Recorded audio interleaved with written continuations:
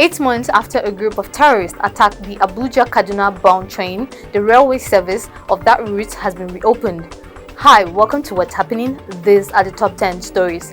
At number 1, 8 months after a group of terrorists attacked the Abuja-Kaduna bound train, the railway service of that route has been reopened on Monday, 5th December 2022. Some were killed and others abducted during the attack. The release of the victims had been in batches since then, with the last 23 freed in October. The train station was filled with passengers and tight security as the first train was scheduled to take off to Rigasa in Kaduna by 9:45 a.m. At number 2, Economic and Financial Crimes Commission says it will arrest Kano Central senatorial candidate under the ruling All Progressive Congress, Abdul Karim Zaura. EFCC lawyer Ahmed Ruga disclosed this to journalists on Monday at the resumption of the criminal trial of $1.3 million slammed on Zaura at the Federal High Court sitting in Kano. Although the trial scheduled for arraignment could not hold because of the absence of the trial judge who was to be attending another national issue outside Kano, the EFCC lawyer declared that Zaura was supposed to report himself to the commission. The arraignment has been adjourned to 30th January 2023. At number 3, Vice President Yemi Osinbajo has said the federal government is planning to review the university autonomy laws. This comes weeks after ASU called off an 8-month strike, which saw its members demanding improved welfare, revitalization of public universities, and academic autonomy, amongst others. Osinbajo was represented by the Secretary to the Government of the Federation, Boss Mustafa, at an event organized by the National Universities Commission in Abuja to mark the 60th anniversary of the NUC and launch of the core curriculum minimum academic standards. Osinbajo stated that one of the major issues bedeviling university education in Nigeria was the incessant strike actions by various unions in public universities.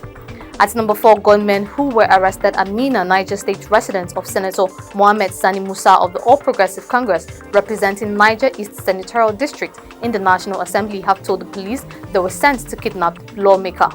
The Niger State Police Command's Public Relations Officer DSP Wasiu Abiodun said this in a statement on Monday. Abiodun, who earlier told reporters that the motive of the suspect was unknown and that investigation was ongoing, said in their fresh confessional statement. The suspect said they were hinted that Senator was traveling to Niger State for the coronation and presentation of staff of office to the Emir of Kagara by one sheriff, now at large.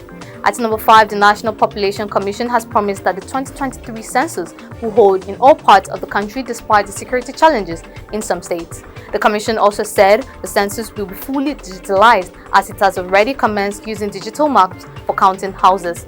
Chairman of the commission, Nasia Isakwara, disclosed this in Kano when he paid a courtesy visit to the Emir of Kano, Alhaji Aminu Ado Bayero, in his palace on Monday. Kwara also said MPC has so far demarcated 773 local government areas in the country, with only one left to complete the exercise. At number 6, the Osun State Governor Senator Ademola Adeleke has commenced the payment of salaries to workers in the state. This was contained in a statement shared on Adeleke's verified Twitter account on Monday and signed by his spokesperson Malam Olawale Rashid. Adeleke also noted that any ministry, department, or agency that fails to submit its salary schedule by Monday will be sanctioned. Any agency head who obstructs the process of scheduling will face disciplinary procedures. This warning is sequel to report that some agencies are still holding onto their agency schedules despite the directive of His Excellency. At number 7, the Human Rights Writers Association of Nigeria on Monday called for the arrest of the allegedly dismissed managing director of the Nigeria Incentive-Based Risk-Sharing System for Agricultural Lending, Aliyu Abdul Hamid, over alleged 5.6 billion naira with fraud.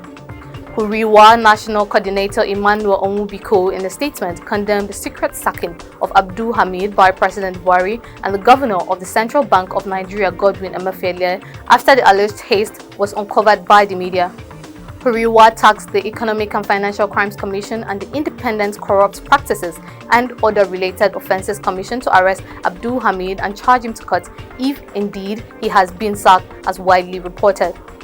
At number 8, the chairman of the Independent National Electoral Commission, Mahmood Yakubu, says the commission is set to transmit the 2023 poll results in real time from 176,846 polling units across the country. He said the commission, as part of its preparations, has identified telecommunications blind spots in some areas and was ready to touch with the Nigerian Communications Commission with a view to finding a solution to them. According to him, the Commission has concluded a successful pilot on e-transmission of poll results in real time. At number 9, according to reports, the Islamic Republic of Iran disbanded its morality police following the widespread protest that erupted in the country from the death of a 22-year-old Kurdish woman, Masha Amini, in their custody. Amini was arrested and detained by the morality police for breaching the hijab women's dress code on September 13th, and she died on September 16th, which triggered demonstrations the following day. Iran's Attorney General Mohammad Jafar Montazeri said the country's parliament and judiciary are reviewing the mandatory hijab law, according to pro-reform outlet Entercap. The country has been protesting and the majority of the women have been actively involved despite the crackdown by the security agents. Finally, at number 10, there was pressure last week from some quarters for South African President Cyril Ramaphosa to quit or be forced from office.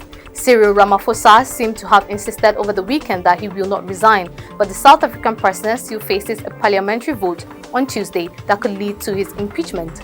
The ruling African National Congress was set to meet today to discuss Ramaphosa's fate after a parliamentary panel's report last week said he might have acted illegally in covering up a burglary at his farm. That's all for today. See you next time on What's Happening.